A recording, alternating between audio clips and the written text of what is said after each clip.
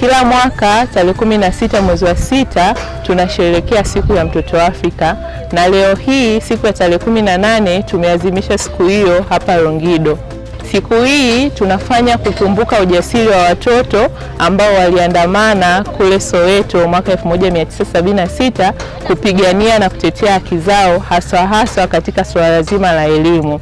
Na katika siku hii tunafanya vitu mbalimbali kuweza kukumbusha wadau, serikali na watoto wenyewe kupigania na kutetea haki zao hasa katika nyanja za elimu, ulinzi na usalama wa mtoto na maendeleo na ukuaji wa mtoto kwa ujumla. Tunashukuru shirika la KASI kwa kutuleta siku ya leo hapa. Tumefurahia siku ya mtoto, na pia tunawashukuru kwa kutujengea madarasa. Tunawashukuru. Tunaposema elimu jumuishi kwa watoto zingatie maarifa, maadili na stadi za kazi, tunamaanisha watoto wote tuende shule na wazazi tusiwakatalie nyumbani. Mimi binafsi napenda kuwashukuru KASI au shirika la Child Fund Korea kwa kutuletea elimu yao, kupinga ukatili wa kijinsia kule mashuleni na kule majumbani. Kwa kiasi kikubwa tumepata elimu. Sasa hivi watoto wanaokeketa wamepungua. Na pia tunafurahia siku hii, siku ya mtoto wa Afrika, kwa kuwa tunapata elimu na pia tunajifunza kupitia wao. Kwa siku ya leo tunapoadhimisha siku ya mtoto wa Afrika, ambayo kauli mbiu yake inasema elimu jumuishi kwa watoto izingatie maarifa, maadili na stadi za kazi, tunapaswa kumjumuisha mtoto au kumshirikisha mtoto katika nyanja zote wakati wa kujifunza.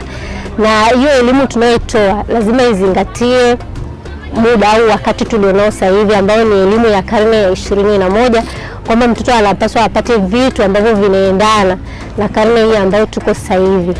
Sisi kama KASI kwa kushirikiana na Child Fund Korea tunafurahi kuona watoto katika siku hii wakielezea changamoto lakini pia mafanikio yaliyopo katika elimu kupitia nyimbo, ngonjera pamoja na drama, kama ambavyo inaonekana katika picha za matukio ambayo yalikuwa yanaendelea siku ya maadhimisho ya mtoto wa Afrika.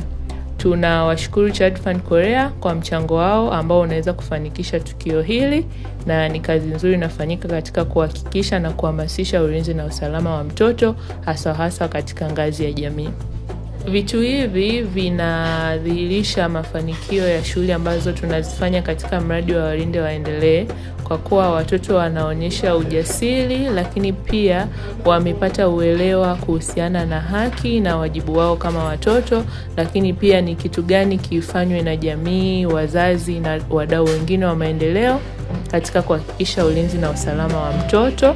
Na ndivyo vitu hivyo ambavyo wanavizungumza katika nyimbo, maigizo ambao wanakuwa wanayaonesha.